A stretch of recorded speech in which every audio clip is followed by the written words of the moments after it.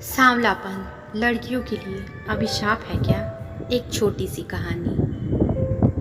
अंगूठी पहनाई जा चुकी थी। सब अब खाने की प्लेट लेकर अपना अपना कोना पकड़ चुके थे। नेहा अब अपनी सहेली और होने वाली जेठानी व नंद के साथ सिमटी सिकुड़ी बैठी थी। इधर उधर की बातें चल रही थी। इतने में सासू माँ कमरे में आई और नेहा के पास बैठते हुए बोली, देखो नेहा, अब शादी में कुछ ही दिन बचे हैं, तो धूप में कम निकलना। बेसन, दही और हल्दी का लेप रोज रात को लगाया करना, उससे रंग साफ हो जाएगा। नेहा ने हाँ में सिर हिला दिया। अब जेठानी चहकते हुए बताने लगी, हाँ देवर जी को गोरी चिट्टी लड़कियां पसंद है मेरे जैसी, और खिलखिलाकर हंस पड़ी।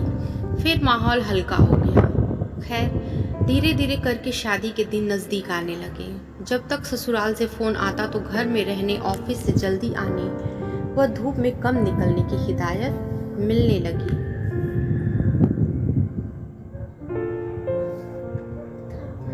आकाश भी जब फोन करता तो अधिकतर उसके सांवलेपन को लेकर छेड़ दिया करता था।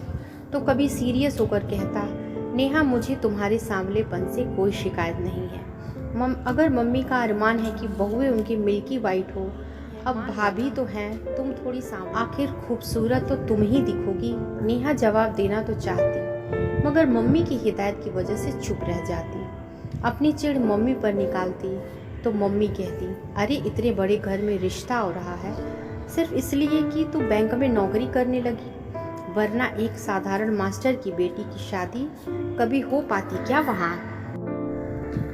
तू देख, वो रईस लोग हैं, बड़े लोगों के बीच उनका उठना बैठना है, सोसाइटी मेंटेन करते हैं वो।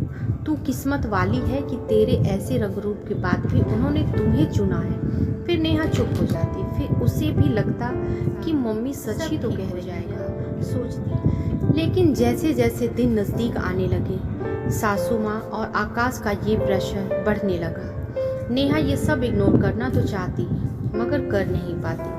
फिर खुद में अंदर ही अंदर और चिढ़ने लगी। जो रंग खिलना था उबटन लगने के बाद, वो और मुरझाने लगा। शादी से एक सप्ताह पहले आकाश का जन्मदिन था। आकाश ने पार्टी में नेहा को भी बुलाया था। सासू माँ ने पहले ही फोन पर समझा दिया था कि पार्लर होती हुई पार्टी में आए। माँ ने भी भाई के साथ पार्लर भेज दिया। उसे देखते ही सासू माँ लाल पीली होने लगी। बड़ी बहू को बुलाकर इंस्ट्रक्शन दिया कि ले जाओ इसी बाथरूम में और अपने मेकअप से तैयार कर दो, मगर नेहा नहीं गई, वहीं खड़ी रही। सासू माँ के तलवे का गुस्सा सिर पर चढ़ गया और लगभग धक्का देते हुए नेहा को बोली, न रंग है न रूप, फिर तुम्हें घमंड किस बात का है?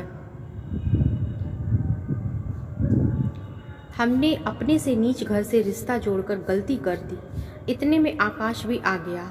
वहाँ हल्ला सुनकर और नेहा का हाथ पकड़कर बाथरूम की तरफ भाभी के साथ बढ़ने लगा। नेहा ने धीरे से उसके हाथ से अपने हाथ को आज़ाद करवाते हुए वापस सासू माँ की तरफ बढ़ने लगी और उनके करीब। हाँ, मैं साधारण घर से हूँ, मेरा रंग सांवला है, मुझे घमंड तो नहीं, मगर गर्व है अपने आप पर। मैं अपनी कड़ी मेहनत से आज एक अच्छे मुकाम पर हूँ। और हाँ, मेरे घर वाले आपके जितने रईस तो नहीं, मगर उनमें इतना संस्कार तो है कि इंसान को इंसान समझते हैं, उन्हें रंग रूप के आधार पर तौलते नहीं हैं। और आकाश, तुम? खैर, तुमसे कोई शिकायत नहीं है, क्योंकि तुमने बचपन से ही यही देखा है कि औरतें सजावटी सामान हैं, तो उनका वेल डेकोरेटेड होना लाजमी है। कहते हुए उसने अपनी अंगूठी निकालकर अपने होने वाली सास के हाथ में थमा दी और भाई का हाथ पकड़कर हॉल से बाहर निकल गई, एक आज़ाद हवा के झोंके की तरह।